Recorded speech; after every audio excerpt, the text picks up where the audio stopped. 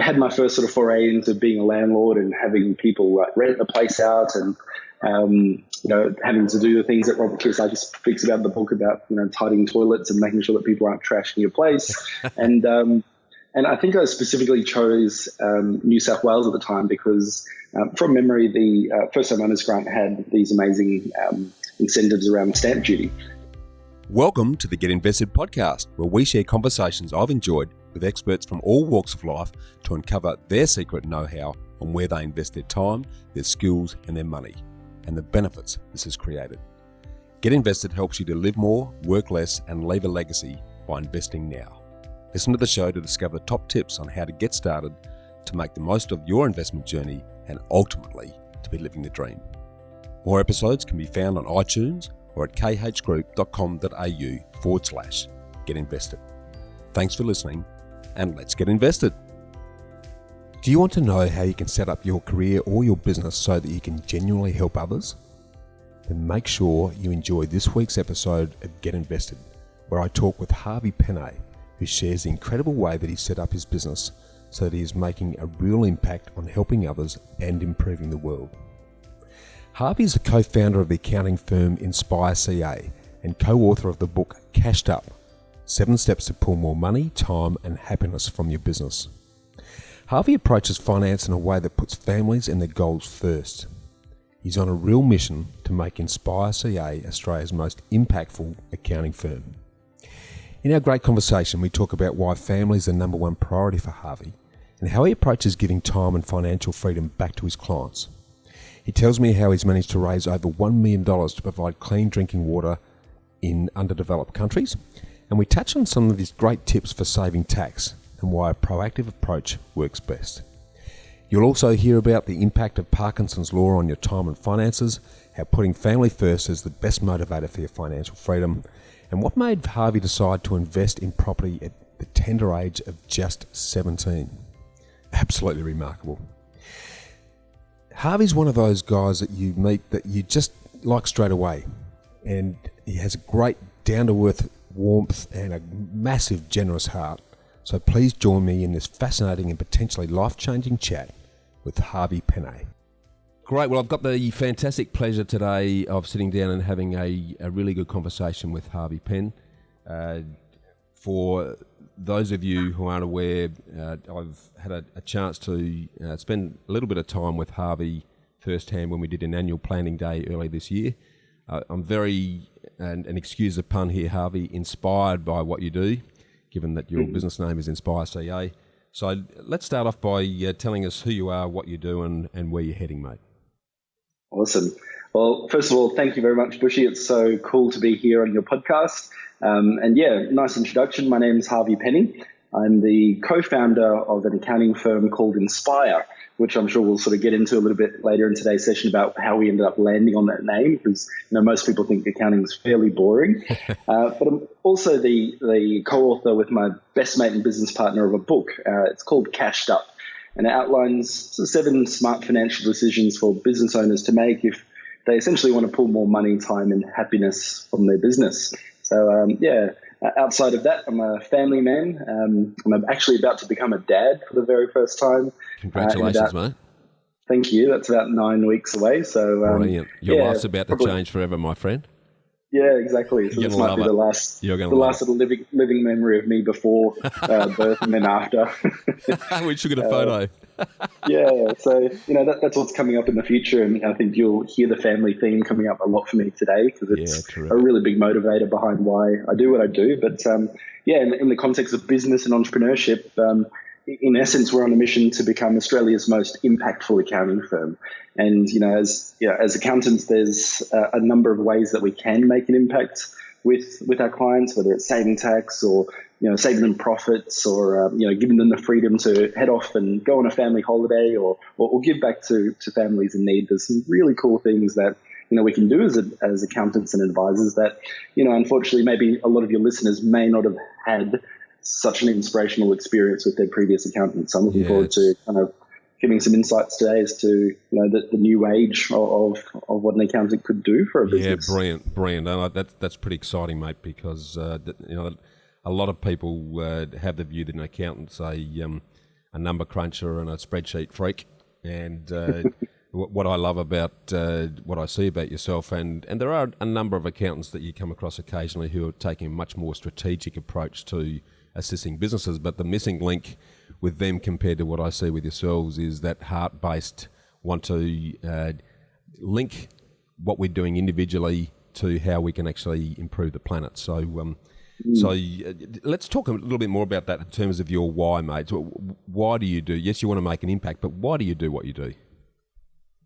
Yeah, well, at my core, the first name or the word that comes to mind is just family. Like we're Kiwis, and maybe you know a lot of Kiwis yourself. It's all about having your mum and your dad and your uncle and your auntie and grandparents and all the cuzzy bros all around. And usually there's food involved. And so, awesome. I've always been, very, very close to family, and it's just been, the number one priority for my whole existence. Brilliant. And so, in the context of business, we're numbers people, but we also believe that family is number one. Yep. And again, the people that we work with in terms of the clients that we serve, they're in business and they're working hard, but it's for essentially that same outcome too. How can we have the freedom to put our family first and make a difference in the world? And so, when times get tough, or when I get out of work, get out of bed in the morning, it's about, how can I build a business that gives me that freedom to put my family first, yes, and to make that difference in the world.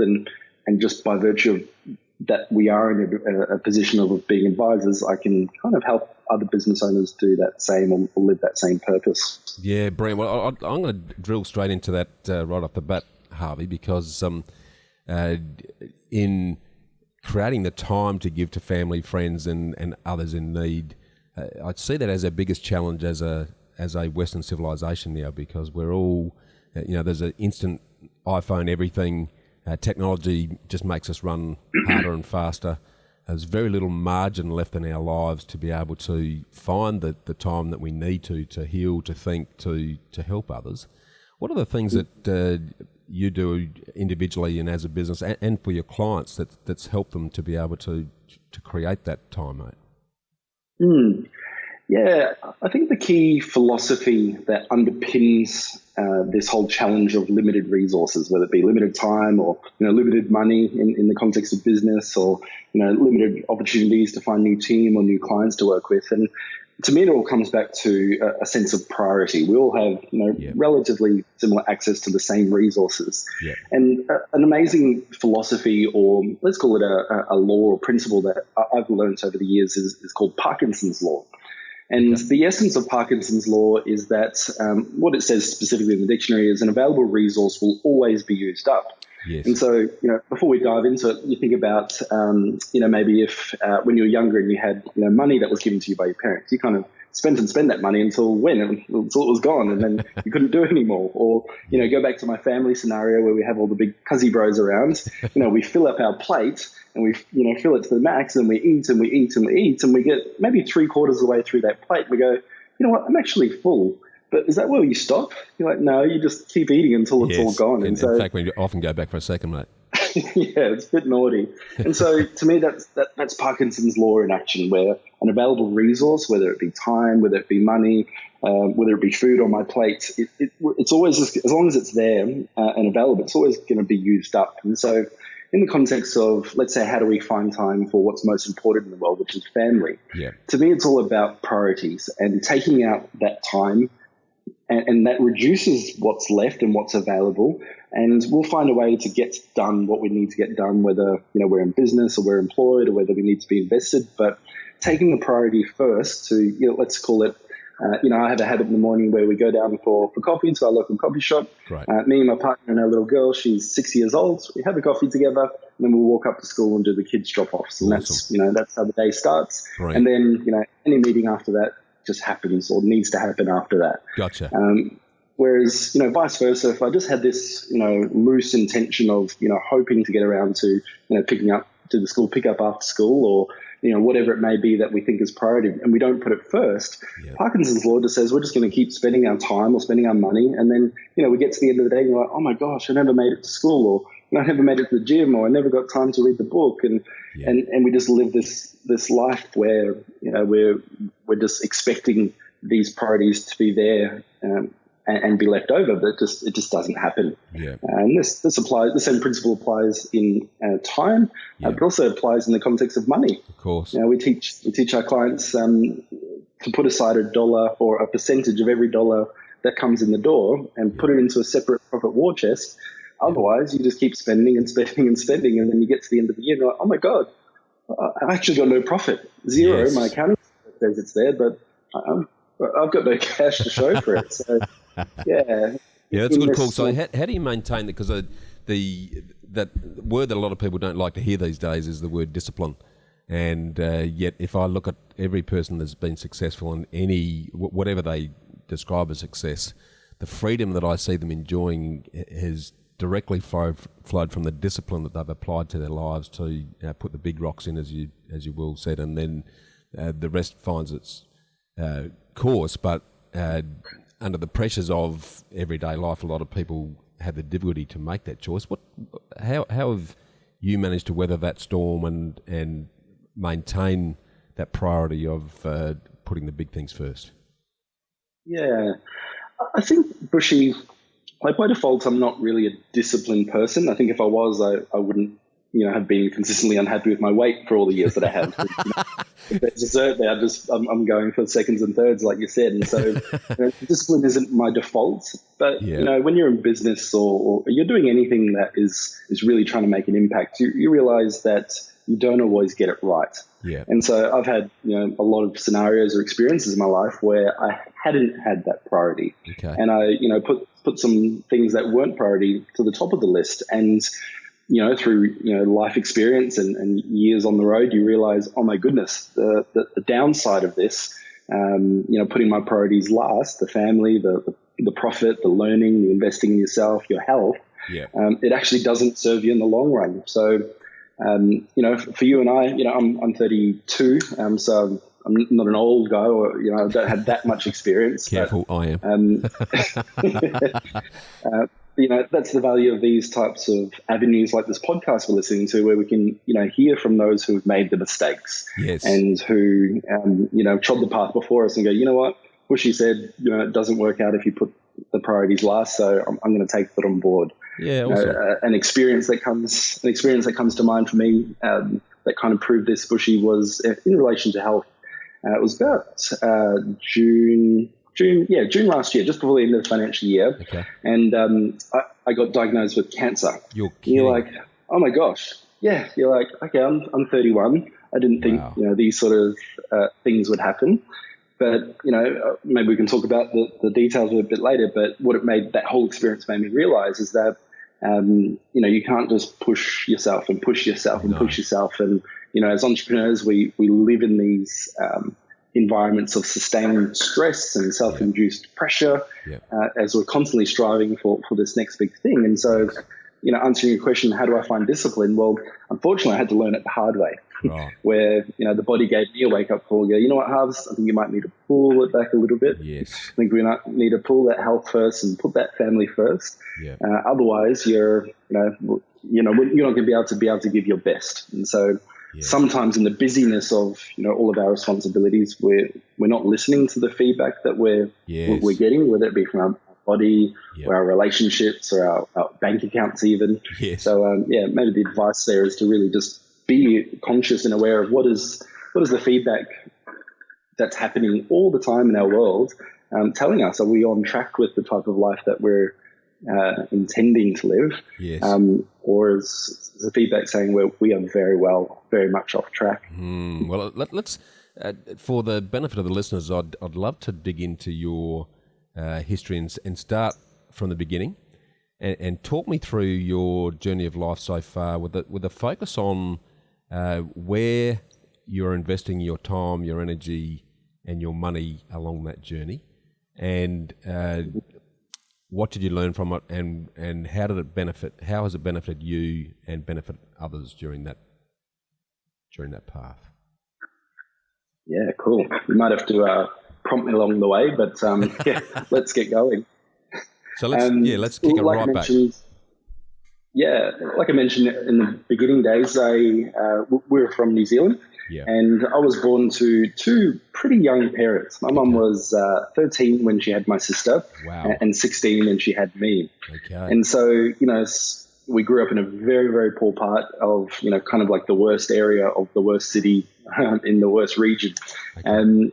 And so, we kind of were statistically had nothing going for us as a family back then. And, we did what probably most New Zealanders had done, and we escaped to Australia, which we now know to be, the land of opportunity. And so if this was 1988, I would have been sort of 3 or 4 years old. Okay. Mum and dad would have been, young parents. And so we were in Australia with, no money, because we never had any to start with. There was no silver spoon when we were born. Yep. We didn't really know anybody other than my uncle who had come, no education. It was just, we had nothing going for us. Okay. But we were so happy because we realized that we were in, Australia, the land of opportunity. Yes. And so I don't think many people who, have always had access to resources, I don't think they truly appreciate that, what they do have. And so Totally I sort of feel having had that upbringing with not having access to everything I wanted, is a bit of an advantage, because now we know the value of the dollar. Of course. We know the value of hard work. We know that if we want something, we know how to put it together and make it happen. Yes. Because we know nobody else is going to do it for us. Yeah, so, that's a good call. Sort of. So take me on that journey. So you arrived here living on the smell of an oily rag, obviously. Yes. Talk me through then what inspired you to do what from there? Where was your first moves in relation to building your own career and doing what you wanted to do? Yeah, so, mum and dad were working their butts off trying to look after this young family in a new country. And so, again, we didn't have anything. So if we wanted something, we'd have to go get it. And so my first foray into business would have been when I was about 13, 14 myself. Okay. And I just started doing lawn mowing. And that was, I was the local lawn mowing boy. Awesome. But, that grew into, doing other services for them, whether it was landscaping or washing their cars, whatever it needed to be to kind of earn some money. Yep. And throughout high school, I continued doing that, and throughout the 4 years since I started, doing that business, I was able to save up enough money to buy my first house. So my first property I ever bought was when I was 17. I hadn't quite turned 18 yet, so I needed mum and dad to sort of help us out on the signatures. They didn't give us any money for it. No, but guarantor, basically. they helped us out with.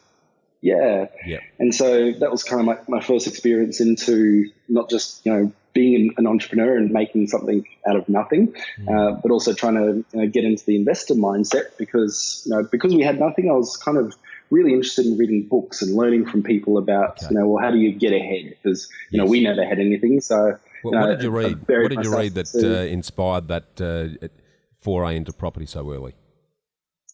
It was definitely the Rich Dad Poor Dad series. Good old I read that legend. many times over. Yeah, absolutely. And even today, I'm well advanced into my investment and business journey, but that whole framework of the cash flow quadrant still just sits beautifully with my decision-making process. Great. That's how it all. So you picked that up sort of in your early teens. You were reading that sort of stuff. Yep. Yeah, absolutely. Maybe there was just a natural affinity to it, or because of that past experience of not having something. So how do we learn how to get things? Kind of led me to that point. And so when I finished high school and I had this, mortgage, which not many of my mates had at the time, I was fairly aware of what the future would look like. It had something to do with business and it had something to do with investing. But probably the other most important formative learning experience I had was in Australia, everyone, or at least in Queensland, when you finish high school, most people go to schoolies. They go down to Gold Coast, the Gold Coast. Everyone has a lot of drinks. You make a lot of decisions you probably regret for the rest of your life, and that was it. So mum and dad didn't want me to go, and so they encouraged me to head overseas. And so I went on a big world trip for an amount of time, and in retrospect, out of all the things I've learned and all the experiences I've had, and maybe even just me coming into being a father, the only thing I want to make sure that my kids ever do is travel. Yes. Is get out of Australia and see the world, because I've learned more about anything in life than I have done in travel than I have done in any book or every experience I've ever had. And, you know, kind of going out there and seeing the rest of the world is really kind of was where this idea about, you know, we have it so good here in Australia, especially those of us who are in business. And, you know, not all the world, you know, has access to the resources and the money and the even, you know, basic things like toilets like we do. And so it was kind of from those formative experiences, seeing how the rest of the world lives, that I'm like, wow, we need to really connect the dots on business and investing to look after me and my family. But at the same time, I'm keenly aware that not everybody in the world has what we have. So if I can somehow use those sort of activities to support those in need, then that's what I'm here on this to do. Awesome. So when you travelled, you did that on your own? Yeah. Again, you know, at that age, not many of my mates had much money to be able to head off and travel. So, you know, to date, I've been to about 34 countries. That sort of initial itch kind of sort of formed into an annual habit of going 2 or 3 different countries a year. But, you know, after I finished high school, didn't go to uni. I've never, you know, formally had any university qualifications. So, you know, it's really ironic. I own an accounting firm, and we've won, you know, multiple awards for being, you know, Australia's most impactful accounting firm, but I'm not an accountant myself. And so, part of that investment. That may be the reason, mate. Because you're bringing a lot more heart and energy to the profession, mate. So awesome work on that front. Yeah, thank you. And you know, that for the listeners, you know, this is about investments or decisions we make as to where to invest our time. And for certain, you know, futures, not everyone needs to go into university. And in fact, that might be an impediment for the type of journey that they're trying to go on. And so, like you referred to me in the beginning, it's just about being aware of what is the end goal or game for you. So I'm not saying university is bad for everybody, but in my case, it had kind of no value to add to the journey that I was on. It was, in short, you know, running a great business so I could, you know, give back to my family and to the world. And that's essentially where that's we are interesting, today. mate. I've had that conversation with my son, who's now 23. And when he left high school, the sort of normal Australian exercise, the expectation is you need to go to uni, get a degree, and then do something. And that's the path I went down. I was an architect for many years, but I had a real passion from early days of being an architect, so I knew that going to uni was an essential stepping stone. When I sat down with my son and said to him, what do you want to do? He said, well, I'm not really sure yet. And I said, so why are you going to uni? I'm not really sure. And I said, well, don't go to uni. There's no point. You'll get much more experience getting your teeth into stuff that you really want to do. And then if you come up with an obsession that needs some sort of university or tertiary education to help you get there, great, go and get it then. But until then, get out there and live life. And I think that I think you picked up on something there, mate, because there's a lot of people who just go through this shuttered expectation of this is the next step without really thinking about, well, is it really going to get me to where I want to be? What's your thoughts on that? Exactly. Yeah, my fear is that a lot of parents are imposing their own, let's call it urgency, to get things done onto the kids. Because like you said, no one really knows what they want to do when they're 17, 18 in life. And to be honest, if I were to like self-reflect, I reckon it would have been 24, 25 where I kind of like it all clicked. I'm like, okay, cool. Now I get, I'm my vision for the future is clear. I know the gist of the pathway and the mechanisms to get there. So everything prior to that, we're all just learning experiences. And so my advice is to go to as many countries as you can, because you've got the most formative experiences you possibly can, the rich ones and the developing lands. And then, you know, get busy into as many different cultures, careers, businesses or things that you could spend your time on. And there's no real rush because, as you're probably realizing too, we think that we're in this rush to get things done in such a short amount of time. But when we actually look back and reflect, we've actually got all the time in the world. And that's exciting. That's absolutely exciting. It is exciting. I'll just touch on that subject because it's something that I've been thinking about for a long time. And I'd often say that we live in a world at the moment that treats time as an enemy rather than our friend. And if we embrace time and accept that any success in whatever format it is going to take time, and then we accept that as an expectation, we sit back and actually enjoy the journey, suddenly the world feels and looks a fair bit different versus treating it as the enemy and going at this gut-busting speed for whatever reason I don't know. And it's what I see a lot of people do because of our instant iPhone world where we've got everything at our fingertips. We have this expectation: if I plant a seed today, then I'm going to reap a harvest tomorrow. Versus, if we go back a couple of generations, probably your family as well, mate, from New Zealand, we understood that if we plant something today, we've got to cultivate it, weed it, take it through the seasons, the highs, the lows, the hots, the colds. And in 15 or 20 years' time, we're going to have a sensational result. We'll have an orchard full of fruit and then some shady trees. But I don't see that sort of patience and persistence muscle being exercised very much, mate. What's your experience with what you've seen from your side? Yeah, well, the thing that came to mind was, go back to the experience, last year when I was blindsided by cancer. No 31-year-old kind of expects anything like that to happen because you feel, essentially invincible. Yes. And so, that was a forced moment of reflection, which, again, I don't think we give ourselves the gift of nowadays because things are so fast and so busy. Yeah. But, I had to do that reconciliation that I don't wish anyone to do in their life, but if this is it, Bushy, if 31, Harvey's gone, cancer took him away, would I be happy? Am I satisfied with what I did, yes. what I achieved, and the things I'd be known for? Did my family know that I loved them, and did my friends, have this lasting impression that I added life and value to them, and what would the world remember me for? Yes. And it's tough because, I got the gift. That was my gift in getting cancer, to give me that power of reflection and reorganizing my priorities. And so the question is, how do you get that perspective without having to get cancer? Yes. How do you give yourself that gift of just stopping for a minute and go, you know what? I'm actually satisfied with what, I'm really happy with what I've given. I'm not quite there yet because I'm like, what you mentioned earlier on, Bushy, where I do go at a gut-busting speed because I am, by nature, I'm a Gen Y. I'm fairly impatient. So I plant those seeds and I'm yelling at them the next go, why have you not germinated yet? Of course. But at the same time, you spoke earlier on about fulfillment.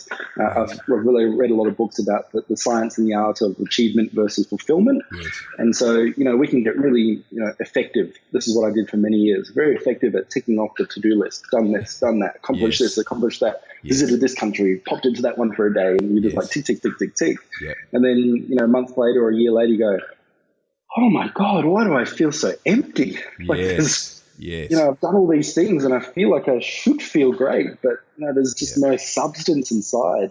Yeah. And this is a lesson I'm only learning, now after racing through, all of these accolades and all of these achievements. And thought, man, I thought it was supposed to feel better than it does. And what I'm learning and should have realized earlier was that the fulfillment can come in the small things as well as the big things. Yes. I just needed to have slowed down to acknowledge them for what they were. Yeah. We have an amazing blessing now to, we often win awards for what we do. I'm featured on the radio. We get people emailing us, oh, I've read your book, or I've done this, and just these huge, big wins. Yeah. There's also these small ones that I'm guilty of not taking the time to acknowledge. If anyone's ever sat at a dinner table and been on your phone and not being present with your family, I think that's an example of not really, appreciating those small things that really add to our sense of fulfillment. So, in the context of, having that freedom and being, getting invested or getting cashed up, you can, have all the money in the world and bank accounts full and lots of stamps in your passport. But we've got to make sure we're sort of balancing that or shoring it up with, how do we feel about that? Are we sort of processing those thoughts into, our memory banks and feeling grateful for them and, acknowledging, thanking the people that have been part of that experience, all the way along, not just once we hit this, the summit of Everest that we're constantly always striving for, but, in essence, never really get there. That's what I've been dealing with or learning lately, Bushy, on the journey that is life, where you're constantly being educated. Yeah, well, I mean, you're clearly very driven, mate. And for those who don't know, just going through the Reader's Digest of your bio, I mean, started your first business at 14, as you said, bought your first property at 17. You've spoke at TEDx on achieving big goals. You've consulted to over 600 businesses. You're a founder of the Global Collaboration Movement Accountants for Good, an ambassador for Thank You, which I'm a big fan of, and B1G1 or Buy One, Give One. Seen a lot of the world, clearly. Where's that drive coming from? Given where you've started and where you've got to, what was the thing that's driven you on that journey, mate? Can you sort of tell us your thinking and your feelings along that path?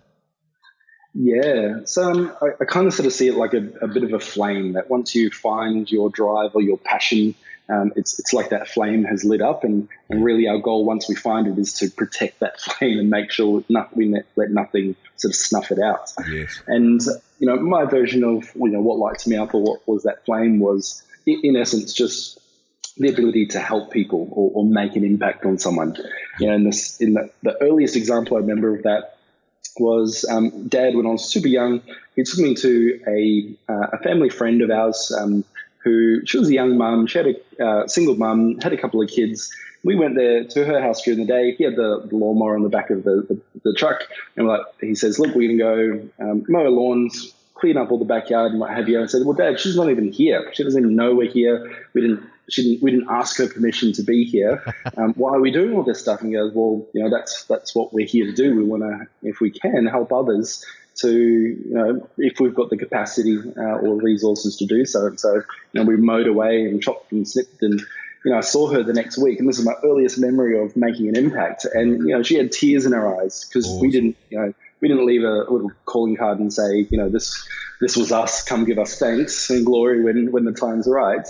She sort of connected the dots and figured out it was us. Awesome. And the tears in her eyes, the gratitude she had, and Dad thankfully gave her that wonderful experience at a young age to say, wow, like the joy that comes from helping others and making an impact and giving because we can is just amazing. And that one simple experience, it was only an hour one afternoon with Dad, still remember to this day at 32 years old.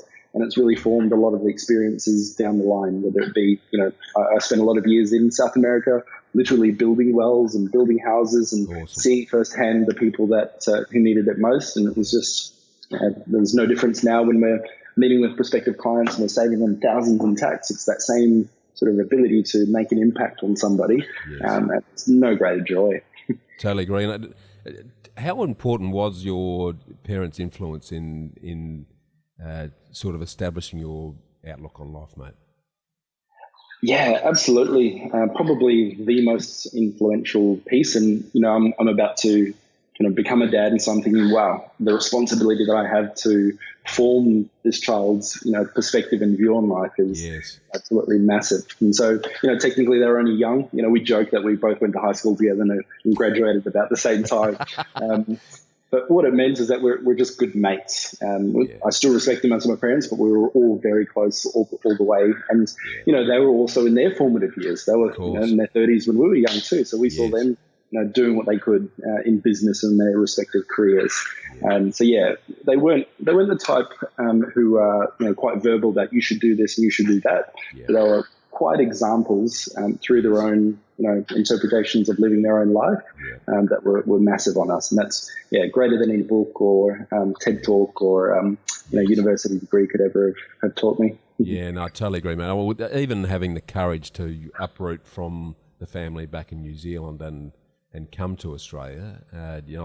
My wife's parents, father broke out of Hungary back in the 50s, and mother left Germany on her own and arrived here with a suitcase. And I've seen what they've done just by their fearless embracing of just how wonderful this country is. I have immense admiration for those people who show that courage, and I'm sure that example is just sort of infiltrated into your bones and values without you probably even being aware of it. And it's obviously coming out now in the fruits that you're enjoying with the success that you've achieved to date. Yeah, thanks, Bushy. Appreciate it. Yeah, okay. Well, look, I'm jumping around here a little bit, but something I want to come back to. You read the Kiyosaki book and you got your first property at 17. Why property? Essentially, I think when you're young, you just look to role models who, have done things and kind of follow their journey. Yep. So mum and dad, they worked their butts off to, buy their first property. And this was back in the day where you couldn't get your 99% loans and only have 1% down.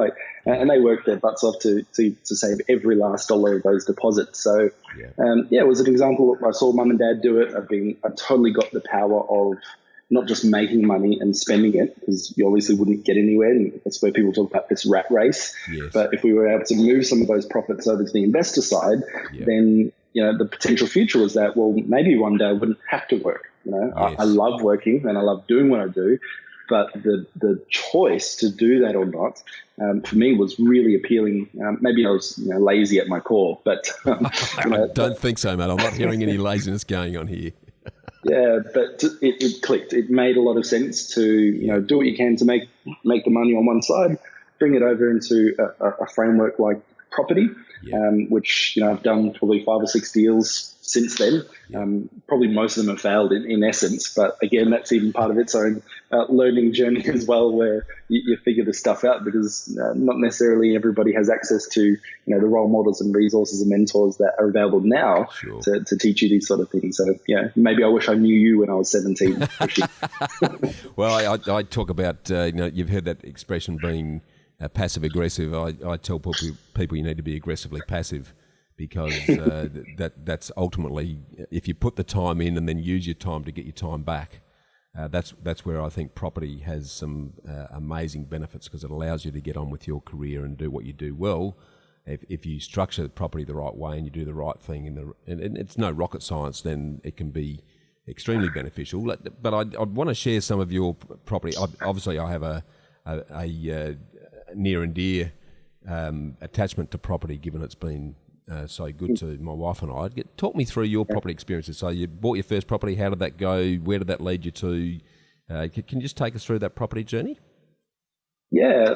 So the first place was down at Benora Point, just in northern New South Wales, on the border of Queensland, New South Wales. Okay. It was about at the time when I think the first iteration of the first homeowners grant was available. So it's like, great, got to get access to this. Yeah. And so, bought the property, had my first sort of foray into being a landlord and having people rent the place out, and having to do the things that Robert Kiyosaki speaks about in the book about tidying toilets and making sure that people aren't trashing your place. And I think I specifically chose New South Wales at the time because, from memory, the first homeowners grant had these amazing incentives around stamp duty. Yeah. And the stamp duty in New South Wales is so much higher than it is in Queensland. Yes. And back then I wanted to get the most I possibly could out of the government. So I'm like, cool, I'm going to buy this place in New South Wales, just over the border, so that effectively what I got from the government was so much more than what I had done or could get access to in Queensland. Yeah. So that was the first one. So you lived in it for a while and then moved out, or did you stay in the property personally for a reasonable period? What was the thinking at that point? Yeah, so simultaneously I had started my first sort of foray into business outside of after high school. Okay. And so what I was doing at the time is I was a labourer for a scaffolding company. Yep. And back then I just needed to make money to pay the mortgage. Yes. And somebody I knew said, well, we're looking for a bit extra heavy hands on a job. Can you come and carry some heavy stuff? You look pretty strong. I think once you realise, or if you know any scaffolders, 99% of the industry are all Kiwis as well. So there's a bit of a joke that you get off the plane in New Zealand and there's a hammer and a tool belt waiting for you there. So, but yeah, what it sort of panned out into is I had started off as labourer, and then I started to employ my own crew. And we got a small crew of 4 or 5 guys together, and I was able to start doing my own projects. Nice deal or liaise with the builders direct and start doing scaffolding jobs for them. Yeah. And over time that grew into a business where we, at our peak, I think we employed just under 80 scaffolders, doggers, riggers. We built up hundreds of tons of scaffold, which we sold in the business, and we taught a good portion of the scaffolders that are now in operation today, because we had built a training organisation off the back, and all of that took about 5 years to do.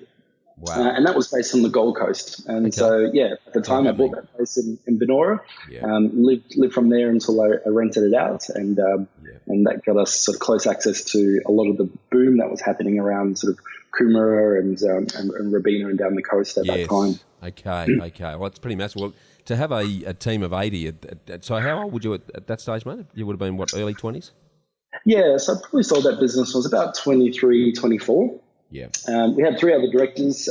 What we realised is that what the business morphed into was we could deliver scaffolding for big projects like Hutchinson's, but at the same time we could also train the future scaffolders or those who wanted to get into this industry. And so we ended up having kind of a few sort of diverse aspects to that business, and it gave me a real understanding of the real challenges of business, because prior to that it was just me and a lawnmower, but. Well, managing 80 people, managing anyone is a challenge. I know personally from my experience across a number of businesses over the years, the biggest dynamic and toughest challenge is maintaining a good culture with good people. And if you've got 80 people that you're basically coordinating the futures of, what were the learnings you took from that, mate? Because that's pretty massive. Yeah. It was really tough too, because I was 24 odd and easily would have been the youngest person out of that whole sort of crew, but we were doing multi-million-dollar projects with hundreds of tons of scaffold, and these were men and women who had families who depended on us winning jobs and paying them on time. So I think the biggest lessons I learned was that business is tough. It is really hard. Like, we worked hard outdoors, etc., but the logistics of, getting jobs, paying people on time, not getting paid from your suppliers, cash flow was always the big thing that kept me up at night. Even I remember, one of the worst times that we had, I got a letter in the mail, and it was from the lawyers who we owed money to, because just the scale of things was so big. And that said, I specifically remember it said, you've got a caveat that has been taken out over your house. And it was another house that I'd been living in at the time. I'm like, I don't even know what a caveat is. Like, I'm 23 years old. I had to Google the damn thing and realize how serious this situation was.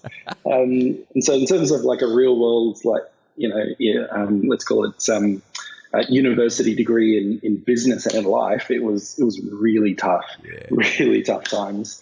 But it again reinforced and it's formed a lot of what I do nowadays. Our book is called Cashed Up, not in the sense that we want to have people rolling in money and flying private jets and going over to Vegas for the weekend, but it's the reality of business nowadays is that people in general are struggling. They're struggling to figure out, well, how are we going to pay for Rego next week? Or I don't even remember the last family holiday we went on. So, now I'm motivated to help people get cashed up because, it can help people think about some more important things in life, not just, making ends meet, but, how can we grow our family? How can we grow our business? And that has an effect on, the people that it serves. And, when we get to that place where we feel like we can help others, then, how can we give back? Because there's so many people who need it, the resources that we have access to. Absolutely. And you're right. We take for granted just how good it here is in this country compared to how tough people are doing it elsewhere. Let's drill into a little bit then of, you talk about your book, Cashed Up, and we've talked about the Parkinson law principle in relation to, putting the big rocks first and how that will relate into putting your profit away first from a business perspective. And you've talked about the challenges around cash flow.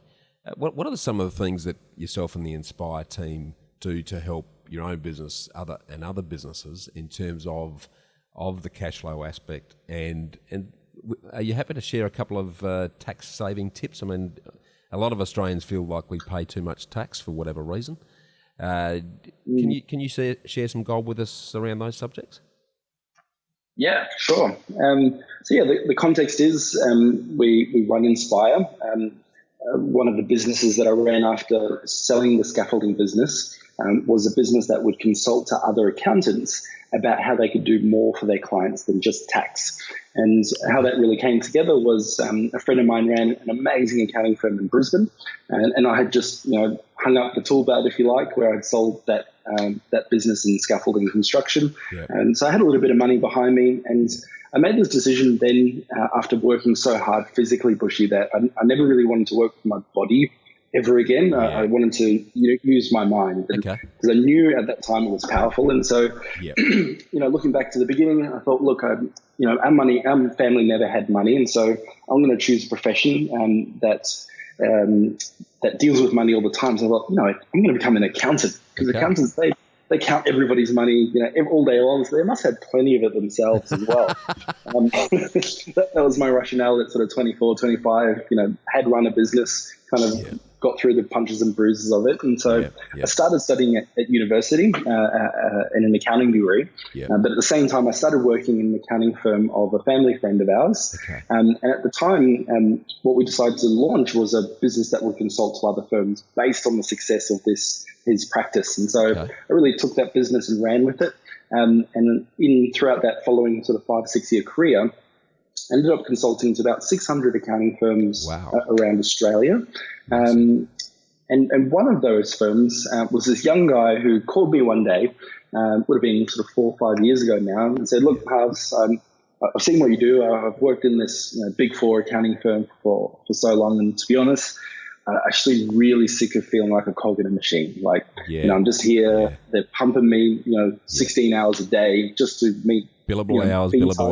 Exactly. And some of those billable hours didn't even exist. We'd just unethically put time down to jobs, and clients would pay it. Ouch. And he's like, there's so many bad things happening. And so he goes, look, I've got this vision for an accounting firm that really matters.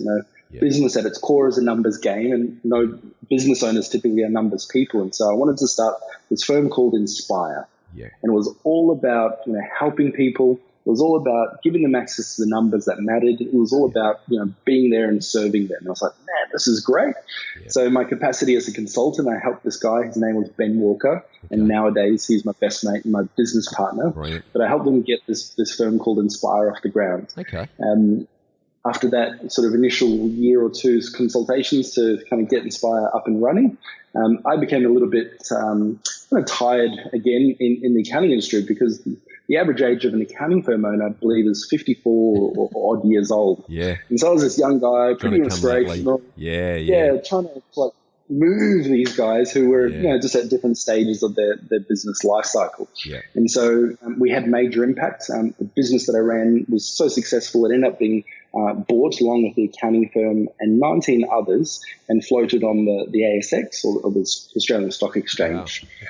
So that was an amazing kind of, learning experience on the ground. But it really gave me a sort of fork in the road, Bushy, as to whether I'm going to stay in this corporate environment, or I'm going to, let's call it, take the money I had earned from that whole transformation and scratch this entrepreneurial itch to go out there and instead of teaching other accountants what to do, just do it. Just be that example. And so I knocked on Benny's door and said, Ben, you were, without a doubt, one of the most inspirational guys I ever met through that whole career. I want to jump in on the other side of the track, so to speak. Instead of consulting, I want to do it. So I bought half of Inspire. This is just over 2.5 years ago now. The premise was, or the goal was, to become Australia's most impactful accounting firm. And so, nowadays we're really well known for having saved our clients over $3 million in tax. And that's by executing or implementing all the cutting edge latest tax saving strategies. Talk to me about some of those, mate, because I know a lot of our listeners would be very, and I don't want to give away your secret sauce, but some of the approaches that you've taken to, that's a pretty massive achievement over that period. Can you share some of those gems with us? Yeah, well, given that I'm not an accountant, I'll share with you some of the experiences that I've had being a business owner, but not sort of sharing half my profits with the taxman in a legal way. Some of the big sort of force multipliers around, how much tax that we pay and trying to minimize that legally really comes down to the structures that we are operating our business in. And so often when we go into business, most people go off and they set up an ABN, which is what I did when I first started my scaffolding business. And, they're away and it costs you nothing. And, it's 24 hours away and that's it. The trouble is with an ABN, you could be paying up to, just for simplicity, 50% rates of tax. And so imagine, working that hard and then giving half your profits over to the tax man. Yeah, exactly. And so the other downside of operating as a sole trader or an ABN is that you're personally kind of liable. It's you. Yes. You're at risk. Yeah, absolutely. Yeah, exactly. Mine literally came on the line at that experience I told you. And so, let's accidentally drop the hammer on someone's head when I was in that scaffolding business, or someone wanted to sue me for something. Everything that was in my own name was all on the line. That sucked. Yeah. So, many of the listeners probably heard about companies and trusts, and then different vehicles or entities through which we can operate the business. Yeah.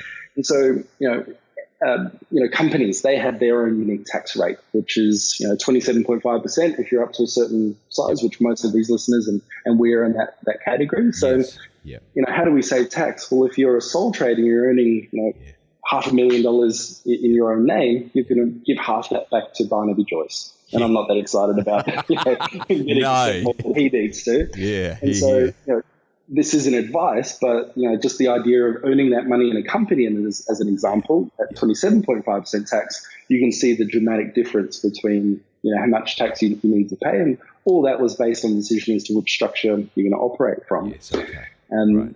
So that's one example. There's also these amazing things called trusts, and a lot of the tax savings that we've made for our clients have been based around the effective use of trusts, or another word from discretionary trusts. Yes, okay. And the other one is family trusts. Yeah. And so, for example, there's an amazing story that we tell here about, how do you earn $100,000 profit and pay 0% tax on that? You're like, wow, that's impossible. But this amazing example of a family friend of mine who became a client, and they were a cleaning business. Yeah. And there was mum and dad and the 3 kids who were operating that cleaning business. Yeah. And if you, without getting too boring with it, if you look at the tax rates, which you'll know that kind of the first 20 grand that you can earn in a year is pretty much tax-free. Yeah. We call that the tax-free threshold. Yeah. So what it meant that because this family were operating out of a family trust or a discretionary trust, it means that those trusts don't really pay tax themselves, but they can distribute profits out to other people or to other entities.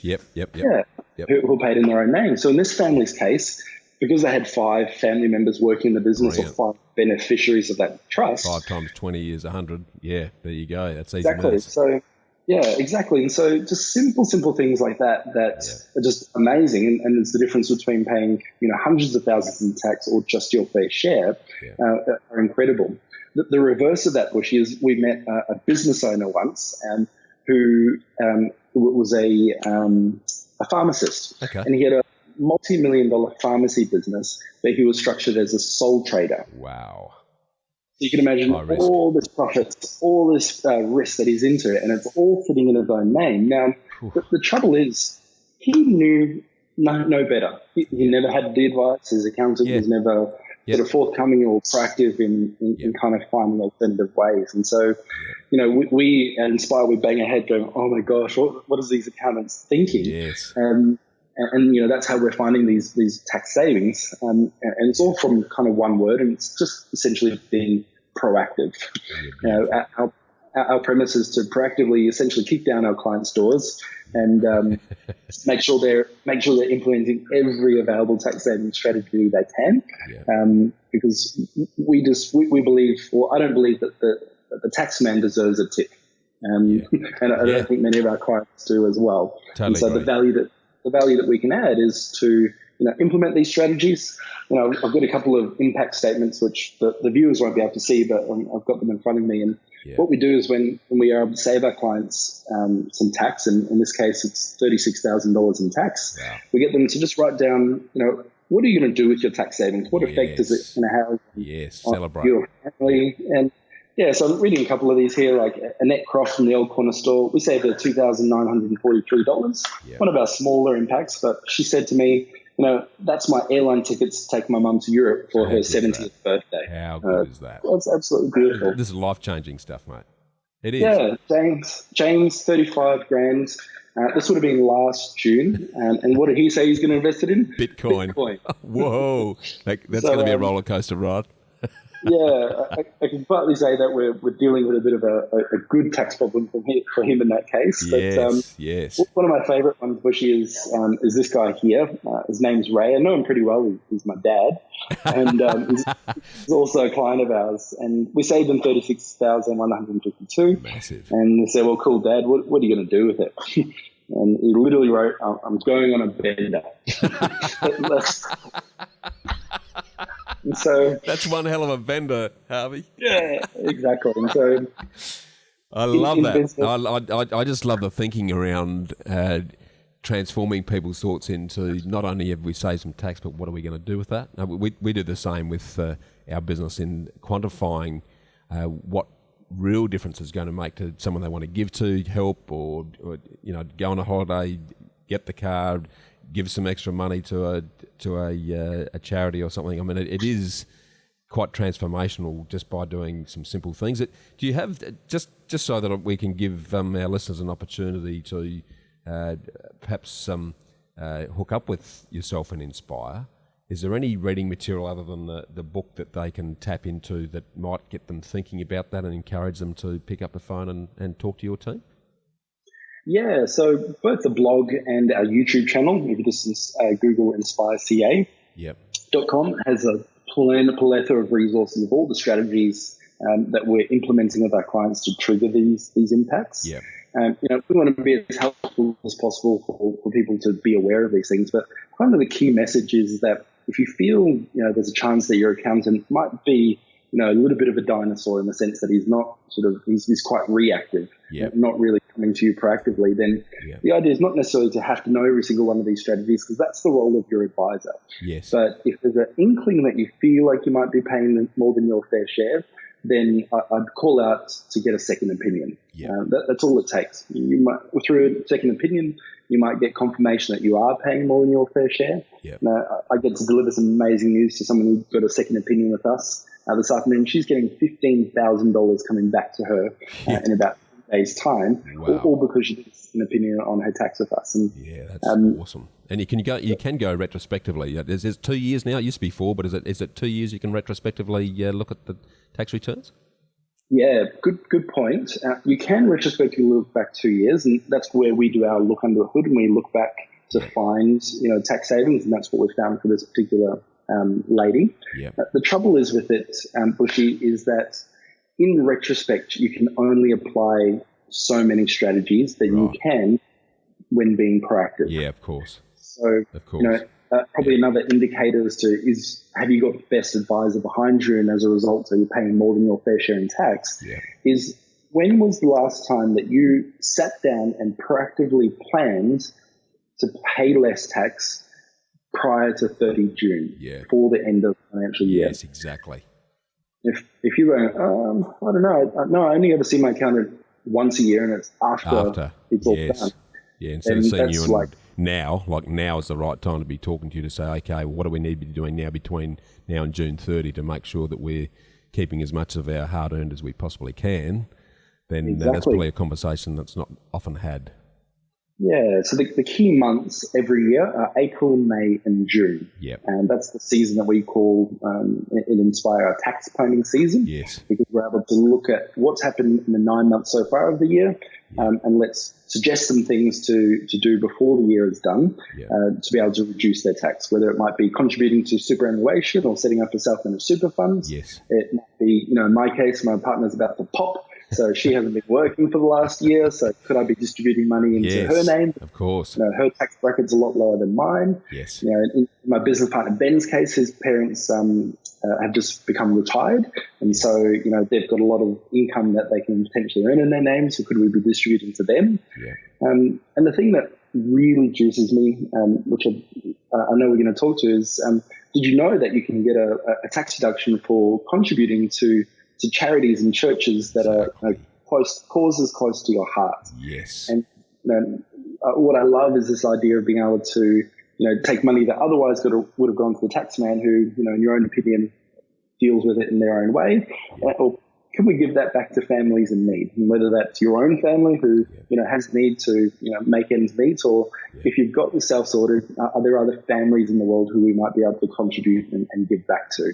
Yes. And that's really kind of, I think, the highest kind of service that we can do. And so, as an example, we just spoke about the tax savings, and I love that we've saved our clients over $3 million in tax to date. Massive. But, it's through my experiences, traveling throughout the third world and seeing, meeting the families who literally live on less than $1 a day, where we came up with a campaign, or it's just a way of giving in our business. And so we call it Day for $1. Have you ever seen talk about the Day for $1, Bushy? Love it, mate. I think it's an awesome campaign, mate. Brilliant campaign. I'm going to jump right in there, mate, because again, when I was web stalking you in preparation for our chat today, I really loved the scrolling exercise on your website that really graphically shows just how much of an impact you're having through that campaign. And there's over 3 million giving impacts, and they include things like giving a day of fruits to malnourished children in Moldova. We've given 10 newborn babies clothing. We've provided 100 days of access to good personal hygiene to people in need. We've provided 560 days of access to the toilet and shower to families in need. I mean, that's real impact stuff, mate. That is, and it's something that I just love the way you communicate that message, because it's like, wow, this is really making a difference to people who are seriously in need. I just love the way you've captured that, mate, and done it in a measurable way, because a lot of people talk about it, but you've actually turned, okay, well, here's our profit, and for achieving that, we're going to put this energy on a dollar per day into people's lives that are probably living on $1 a day, as I think you well talk about. I just love what you're doing with that, mate. It's just brilliant. And is that your linkage in? Is that through B1G1? Can you talk a bit about B1G1 for those that probably aren't aware of it? Yeah, definitely. I'll probably start this conversation off by saying, if we're in business, my observation is there's a trend in business where our customers or our consumers or our audience, whatever you call them, that their expectations are such that people are almost expecting that you exist for a purpose higher than profit. Yes. A couple of practical examples that we all might relate to. Some of my favorite brands. I wear a pair of shoes called Tom's. Yep. And every time you buy a pair of Tom's shoes, they give a pair of shoes to people in need. Yep. I've just ordered a pair of glasses from an amazing organization in the States called Warby Parker, who, every time you buy a pair of glasses, they give a pair of glasses to somebody in need. Mate, I'll get the details off you. I'm going to jump in there. I'll get the details, because I'm a four eyes from way back, and often having to upgrade my glasses. So if I can make a contribution there, mate, I'm keen to do that. So I'll get that off you, and I'll put that in the show notes. Awesome. Yeah, absolutely. And that's kind of this idea that we've been cottoning on to in consumer psychology, is that if you've got the choice between choosing a business that makes profits for the sake of, this guy to be able to drive his own Ferrari, or could you choose a business that makes their profit to be able to do great work for the team and the community and the clients they serve, but also to be able to give back to families in need? Which would you choose? Yes. And to me, it's a no-brainer. Like, think about thank you. I love thank you. To me, my business idols, in the sense that they've, and their 100% of profits go to the developing lands. Just brilliant. If you had a bottle of water, and even me today, I'm thirsty and I jump into a 7-Eleven. If there's a bottle of Mount Franklin water there, or a bottle of thank you water, which are you going to choose? It's a no-brainer, isn't it? Yeah. And there's cases where there wasn't any thank you water there, and I just decided to go thirsty, because I just couldn't bring myself to support these organizations that just did not have a connection to helping end or solve some of the problems that we face in the world. Yeah, mate. Just jumping in there, sorry to interrupt your flow, but something I talk about is the difference between an investor and an outvestor. And just to give you the definition, an investor is someone who invests in their own time, skills, energy, and making money. An outvestor is someone who does that for others, and it's not a finite exercise. That some of us start as investors and then become outvestors because we're then in a position where we're able to become outvestors. But and it's a term I want to start promoting a lot more strongly, because if outvestors become people who are not only helping themselves but helping those in need around them, then we've changed the focus on what the benefits of investing are. And Daniel and the team there at Thank You and the work that you're doing, I just think is remarkable in that regard, mate. So bring on the Outvestors. Yeah, well, what I find is really interesting, like what we launched was the Day for $1 campaign. So what that commitment was is that, inspired by, say, for example, Zambrero's Plate for a Plate, that every time we save tax for somebody, for every $1 of tax we save, we commit to giving or providing a day's worth of access to food, water, health, and sanitation to a family in need.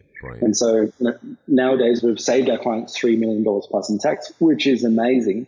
Yeah. But thanks to our Day for $1 campaign, we've given 3 million days worth of life-changing help. And you mentioned some of those specific impacts. And that relates to families in need across 16 countries now. Awesome. That's just amazing to me. But overlaying this idea of outinvesting versus investing, what we've learned or what we've experienced is that we integrated giving through a platform called B1G1, which I'll speak about. Yeah. But we gave because of our collective experiences where we knew that there were people in the world who needed a hand. Yeah. And if you believe that, the whole human race is actually just one big family, and you recognize your responsibility to help your family, whether they're your blood or whether they live in another country, then you realize that in business, we have an amazing opportunity to do some real good in the world. Absolutely. And so what we've learned, though, is we gave for the sake of giving and for the sake of helping and for the sake of making an impact. And that's kind of like your correct me if I'm wrong, it's like your outinvesting, or,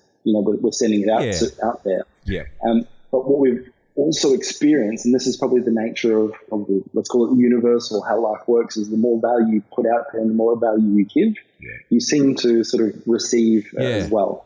And, we've not only felt these amazing sort of internal senses of fulfillment and gratitude and appreciation for the families we've helped, because we've been to Kenya and Bali and to Cambodia to see some of the first-hand the impacts. Yeah. But we've also now getting opportunities to speak at events to share our sort of giving campaigns, which as a result we've got people who are saying, look, I've got an accountant and they're okay, I think, but I just love what you guys are doing, and it really inspires me. And I want to have a think about maybe getting a second opinion with you. And so, people are coming across or making that decision, similar to the Mount Franklin the thank you bottle, because it's in business now, it's more about values and do I align with the beliefs and the philosophies of the founders than it is just about the product. I totally agree, 100%. It's attracting the tribe of people who believe what you believe, and what's really encouraging, I think,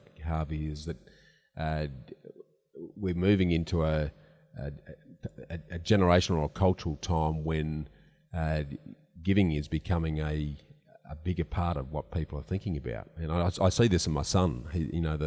The giving that at the age of 24 that he does to help those around him, far more than what it was in my dim distant day when I was in my early teens, early 20s, and I think that's really encouraging. And we've got just sensational vehicles through business and technology and everything else to be able to do that.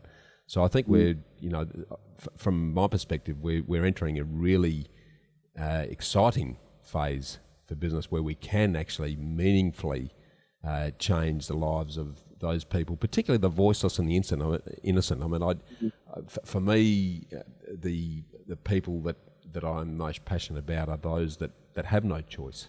Now we've got infinite choice in Australia, but if we can channel that energy into those that have no choice, they have no voice, and they're innocent in the process, like the work that you're doing through B1G1 and helping to contribute to achieving the global goals, I just think that's inspirational from the perspective of what others can be doing to follow your lead. Yeah. And, as accountants and advisors, we're here to help our clients make smart financial decisions. And one of those decisions is to incorporate giving into everything that you do, or apportion some of those profits, which we're taking out in advance, to be able to give back and do good. Not just wait until you're 50, 60, 70, or 100 years old and you feel like you've finally made it. Why can't we give now? And exactly. One of the things that really kind of clicked for me, Bushy, in terms of how do I reconcile the fact that business is still tough.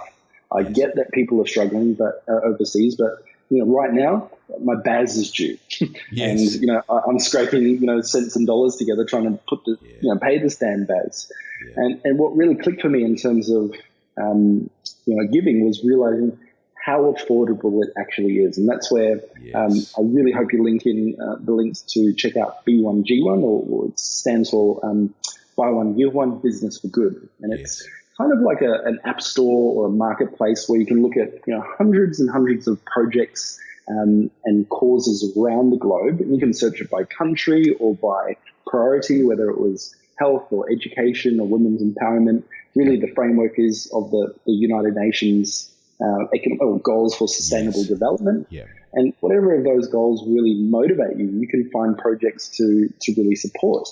And so, we've given 3 million days worth of help, and one of those impacts have been around giving access to clean, safe drinking water. And what I don't think people realize is all it costs for one of the projects on B1G1 is 1 cent US dollars, to give somebody access to water for a day. 1 cent. It's just nothing. It's insignificant. Absolutely not. For us, we think, well, it's barely worth the transaction fees, to do that. I had the privilege of going to Cambodia in January this year. I took my family along with us, and we called it a holiday for good because we wanted to see that part of the world. But we also went to visit the projects that we, through Inspire and the Day for Dollar campaign, had been supporting. And so, 1 cent for 1 day of water seems like insignificant, almost barely worth the effort, until you go and meet the families who do not have access to that water. And because of that 1 cent, now do have access, and what a difference it's made. They're getting sick less, the kids are able to go to school, and they're getting better opportunities in education. Mum's able to, go out and have a job and bring in additional income for the families. As a whole, the community is a lot more healthier, more productive, and it's just all these flow-on effects that come from having made that small impact, which in the context of Australian business, 1 cent is nothing. Absolutely nothing. In the context of that family who doesn't have anything, it's everything. Life-changing. Absolutely. You and I touched on it briefly before we started the session this morning, and I think we're both in agreement that true fulfillment in life comes from giving to others without expecting anything in return, and a lot of people don't realise that until they start doing it. And and if we're talking in cents rather than dollars, then from a selfish perspective, what an easy way to improve others' lives, but make us feel good on that journey, rather than, as you mentioned earlier, chasing the sort of the pinnacle of the holy grail at the end of this journey. If fulfillment and freedom is what it ultimately is, and we can achieve that by simply anonymously improving the lives of others, what a fantastic outcome, mate. No, that is brilliant. A couple of things that I sort of want to touch on there as well in relation to what you've mentioned, and it flows through from what we're talking about from Day for a Dollar, but something that I really picked up my eyes when I was doing some more research around you was you made a comment in one of your blogs around saying no to Necker. And again, that says a lot to me about who you are as a person, Harvey, and that, most people, if they'd received an invitation to go and join Richard Branson on his island and talk about how business can improve the world with a bunch of other leading entrepreneurs, 99% of people would be jumping at it. Great admiration for you saying, well, yes, this is a great opportunity, but it comes with a pretty big cost. Let's divert that into changing the lives of others.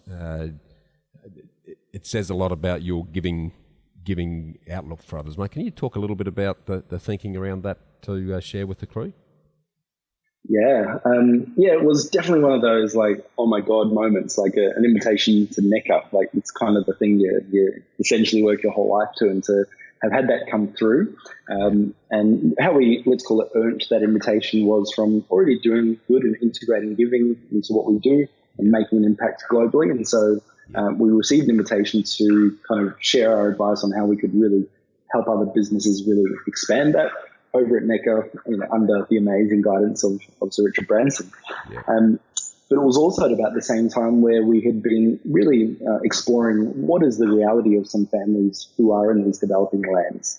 Yeah. And, we're numbers people, and one of the numbers that we learned is that in Malawi, a country in Africa, there's, or to this day, 665 million people don't have access to safe, clean drinking water. How many? 665 million, did you say? Yeah, still to this day. Wow. This is 2018. And I think about, I'm like every other sort of Gen Y person who lives in an established land where if I don't have a coffee in the morning, I get pretty grumpy. Come 10, 11 o'clock, and I'm not the nicest person to be talking to. But imagine not having had access to water until that time, or being able to have a shower. Like, just does not compute as to the challenges that people are facing in this regard. And so, as amazing and aspirational, incredible that opportunity was to go to Necker and talk about these ideas, it just didn't reconcile well with us where we could have just gone there and just done something. And so what we did was we said no while saying yes to doing something about this issue. And what we did back then was we made a commitment, and this was about a bit over a year ago now. We made our first commitment to give 1 million days worth of access to clean, safe drinking water to families in Malawi. Wow. And it was this crazy goal campaign to say, well, look, we're not going to Necker, but we're going to just do something about this. So let's get committed to achieving this big, hairy, audacious goal. Yeah. And, the beauty of B1G1 is that you can make triggers happen in your business so that every time you do business and someone, let's say, attends one of your workshops or purchases a copy of your book, or if you're a cafe, every time someone buys a cup of coffee, you're able to embed that giving to trigger, 1 day's access to safe, clean drinking water for every cup of coffee bought. Yes. Now, remember, it only costs 1 cent, so I'm not chewing majorly into your margins. Yeah. But for that person who doesn't have access, it's life-changing. Yes. But also for the consumer who just bought that coffee but has been reminded that you've, through doing business with you today, someone else has got access to water today. It's just like, wow, this is a great coffee and I feel brilliant. Good. Yeah, exactly right. There's a complete change in the focus on why we're doing things rather than investing. We're outvesting again, mate. I just think that's absolutely brilliant. Yeah, no, it's brilliant. And so that's where the commitment originally to give 1 million days worth of water came from. Okay. Just by virtue of our business growing, because we've integrated giving, we got the 1 million day target quite quickly. Okay. And it's where this idea of day for $1 was born. We said, well, look, we're not aiming for 1 million anymore. We're just giving every time we make an impact through our business. And so now we commit that for every $1 of tax we save, we give a day's worth of access to clean water, food, health and sanitation. Brilliant. And what it means then is, as Inspire grows over the next 5, 10, 15, 20 years, we've been able to, let's call it budget, our proposed impacts. What I mean by that is we figured out, well, this year, in 2018 calendar year, we've budgeted to make a further $3 million in tax savings for, Australian small business. Yeah. And that's based on, quick calculation on how many team, how many clients, also capacity. Yeah. And so in advance, we're already being able to know that, well, thanks to our Day for $1 campaign, we're in advance sort of committing, 3 million days of additional help to families in need.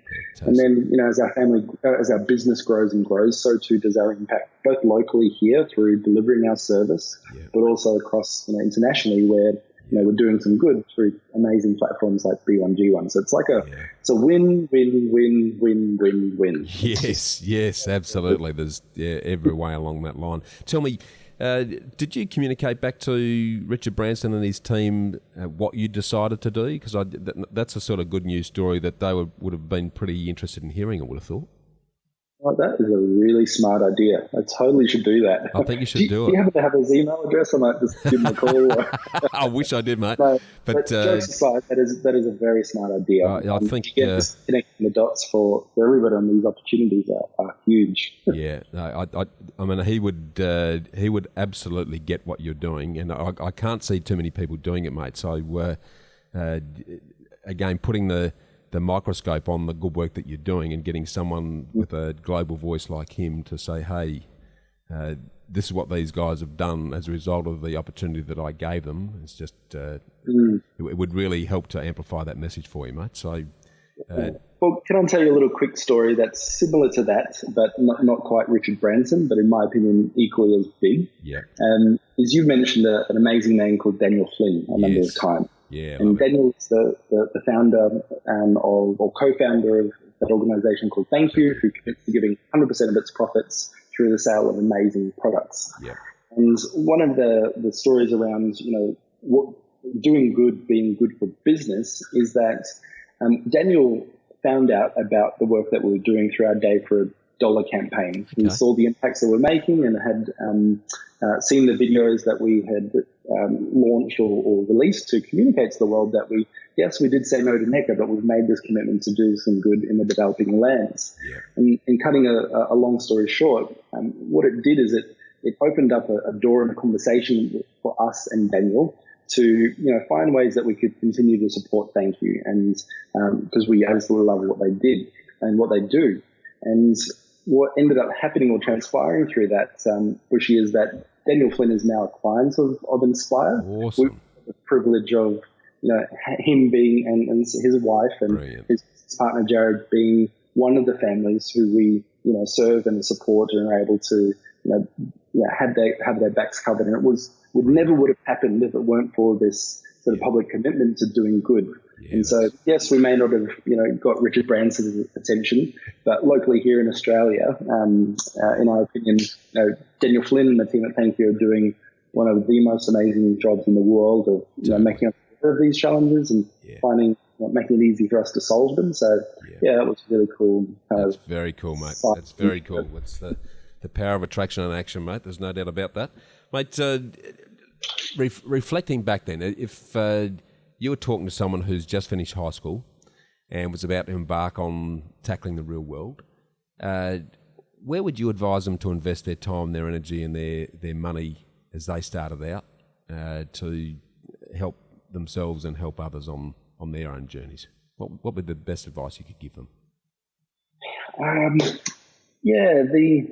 The sort of mantra or manifesto or philosophy I live with is three parts. It's dream big, make an impact, and remember your roots. Yeah, love it. And so if they were to adopt that philosophy or lens through which they looked at life, all it means is that it wouldn't necessarily matter what vehicle they chose to invest in, whether it was books or travel or courses or university or mentoring and following somebody else who'd been there. But if you look at it through this lens of dream big, life is giving you this opportunity of time. You can do some cool things. You might as well dream big and choose to do the biggest things. Yeah, but not just ticking off the boxes and doing these big things. But the second part of that is make an impact. Let's not just achieve for the sake of achievement, but what is the fulfillment that we can get from realizing the impact that those big dreams have made? Yeah. And those two things are really nothing without that third philosophy or mantra around remembering the roots. Yes. What is the things that keep you firmly embedded into the earth? What is your origin story, and what were the cumulative or formative experiences that make you who you are today and really drive why you do what you do? Yeah. And once you can really tap into what your roots are, I found it really to stabilize you as you try to do those other things around dreaming big and making an impact. So that'd be the advice I'd give them. Yeah, that's brilliant, mate. There's a fair bit of humility that floats in what you're saying there, and remembering the roots, because it's. You wouldn't be where you are if it wasn't for the courage that your parents and your family showed, and I know for fact that I'm exactly the same. I was blessed with my family, mate, so it's been really important to me in that regard. Mate, moving forward then, tell me about your dream lifestyle and what you're going to invest to make that happen if you haven't done that already. Yeah, so I've been blessed to have mentors, and one of those mentors is Glenn Carlson, who's the co-founder of Dents and Key Person of Influence program. Yeah. And he gave us an amazing framework for our bucket list and mapping out what does an inspirational life ahead look like. Yeah. And it really gave me the gift of being able to spend the time to kind of draw that out. And you mentioned before being an architect, designing what that dream life looks like. Yes. If he hadn't given me the framework or the design to do that, then essentially would have been like we're on a highway and not really knowing where we're going. Yeah. So for me, what it drew out of me is just at my core values. I love my family, and I love the extended family that is humanity. Yeah. And so my future is I want to do good. I want to create a business, which in my context is Inspire, that helps me to give me the freedom to put my family first. And if that means we're going on family holidays together every year, or I'm there and present at dinner times, or able to pick the kids up from school or drop them off, then that's pleasure to me. But then on that other side, how can I give back and continue to do good in really big and large ways? And so, Inspire is going to keep giving for as long as it exists. Yeah. But my sort of secondary, let's call it agenda, is I want to inspire other businesses to get on board with platforms like B1G1 and integrate giving into what they do as well. Yes. And I really believe that together we can end the challenges like extreme global poverty if we cotton on to this idea that business should be the driving force behind creating a better world. Yeah, that's just an awesome message, mate, and one that I just don't hear enough of. So I want to give you as much airplay as I possibly can, and help others to find out about the awesome work that you're doing in that regard. Okay, sort of coming to a close, mate. If listeners were to read one book or listen to one podcast that you think would help them in understanding that giving journey and improving their own lives and those around them, what would you suggest? Yeah, good question. I'd have to say, I think it was the very first experience I had was when I was following Daniel Flynn, the founder of Thank You, and I happened to be sort of stumbling across a YouTube video. It was actually a TED Talk that he did. Okay.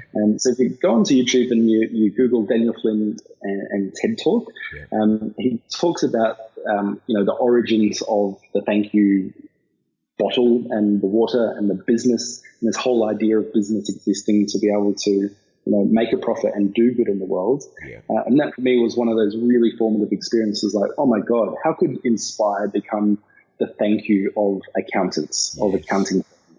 And so, I don't have the exact link, but I really encourage you to Google Daniel Flynn on YouTube and find that TED Talk that he gave. And maybe you can include it in the links. I'll do that. It's really cool because if you follow their journey now, you can see that they're making real major impacts. But it was back in the day, in the early days, when they're still young kids essentially, and really bright-eyed and bushy-tailed and really aspirational about what they were doing. It was just so inspirational to see them now, but also hear that original vision being painted in the beginning. And I think what it taught me so much was that if you have this dream, if you have this vision for what life and the world could be like, you absolutely need to get out there and tell the world about it, because fast forward 7 to 10 years later, they have absolutely achieved that vision and are doing more and more great things that I don't think even the younger Daniel Flynn would have known back then. So it's really inspirational to see that whole life cycle come through. And 7 to 10 years, mate, is nothing. I mean, I'm getting old and crusty, but 7 to 10 years when I was in my 20s seemed like eons, but that's not very long at all to make a major impact on the world, mate. So that's sensational. Okay, what are you and the team investing in at the moment, mate, that people need to hear about? So I, as a business owner, I'm doing a major investment in team members, in the people that we have on board to help us fulfill our vision and dream. The nature of our business is that Ben, my business partner, and I cannot achieve the goals that we have and make the impact that we have on our own. We couldn't possibly do it without the work of the amazing accountants that we have on board with the team. Yeah. And so we're going through a process right now in Bushy of pretty radical growth, where we've got 4 new accountants coming on board this year in 2018. And so what I'm investing in is, what is the culture that would attract the top talent in Australia to come and work and Inspire? What are the systems and the processes and the rhythms and the feel that would make them feel like they're not just crunching numbers, but they're really having an impact on their clients and the world. So it's not your typical vehicle like Bitcoin or a house or a commercial property, but looking at investment through a different lens as business owners. Our team absolutely are major assets. where, if we would look at improving or renovating a home, it makes sense that we'd do what we can to improve its value and add what we can to make the utility of it as best we can, because we get the result or impact from it. And that same philosophy applies to the people we have on board and how we guide and direct them to achieve their goals within our organisation, and also what they're doing when the clock's off and they're back home and they're trying to live a great life too.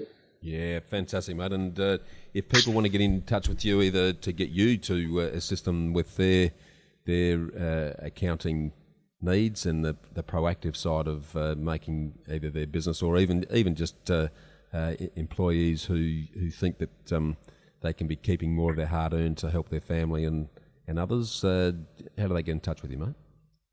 Yeah, thanks, Bushy. The best way is on our website, inspireca.com, and on there you'll be able to have links to watch our webinars and videos where we share these tax saving tips, or even grab a copy of our book, Cashed Up, where you can learn the 7 strategies to pull more money, time, and happiness from your business. Fantastic, mate. Look, I could talk for hours. I feel like we've only just scratched the surface, Harv. We'll be keen to get you back on, get invested moving forward, and perhaps we'll drill into some specific subjects and talk in more detail around some of those areas that we've just sort of really touched on. Really appreciate you dedicating this amount of time, mate. I know how busy you are. Commend you on everything that you're doing. Very, very inspiring from my perspective, mate. Love your energy, love your passion, love your commitment. And thanks for joining us on Get Invested. How good was that? I hope you enjoyed it. To get a summary of all the investment gold and to get a copy of the show notes, email me on hello@khgroup.com.au. That's HELLO@khgroup.com.au. Or check us out at www.khgroup.com.au/Get Invested. And join me next week for another episode of the Get Invested podcast. Thanks for listening, and as always, dream as if you'll live forever and live as if you'll die tomorrow.